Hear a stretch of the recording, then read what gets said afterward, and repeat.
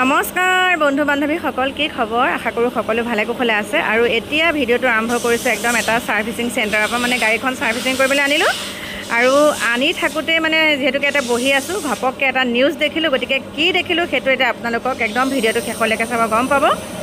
আহক তেনেহ'লে। আৰু এয়া চাওক, মানে গাড়ী ছাৰ্ভিচিং কৰিবলৈ অহা জেগাতে মানে এটা বনালোঁ ৰিলছ। আৰু এই গাড়ীখন ঠিক কৰা এটাই কথা আছে, আমি অকণমান মানে দূৰলৈ যাম বুলি ভাবিছোঁ। সেইকাৰণে এতিয়া গাড়ীখন ঠিক ঠাক কৰি ল'ব লাগিব, যাতে আমাক ৰাস্তাতে নৱেম্বৰ ডিচেম্বৰ মাহত আমি আৰু এবাৰ এনেকুৱা শিশু কম বয়সতে বিয়া দিয়া ব্যক্তিসকলৰ বিৰুদ্ধে বা বিয়া কৰোৱা ব্যক্তিসকলৰ বিৰুদ্ধে আমি আকৌ এবাৰ ব্যৱস্থা হাতত ল'ম।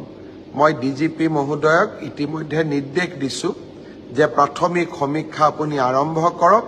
নৱেম্বৰ ডিচেম্বৰ মাহত আমি আৰু এবাৰ ব্যৱস্থা হাতত ল'ব। এতিয়া আপোনালোকেতো শুনিলে আমাৰ মামাই কি কৈছে, গতিকে সকলো সাৱধান হ'ব আৰু দেই।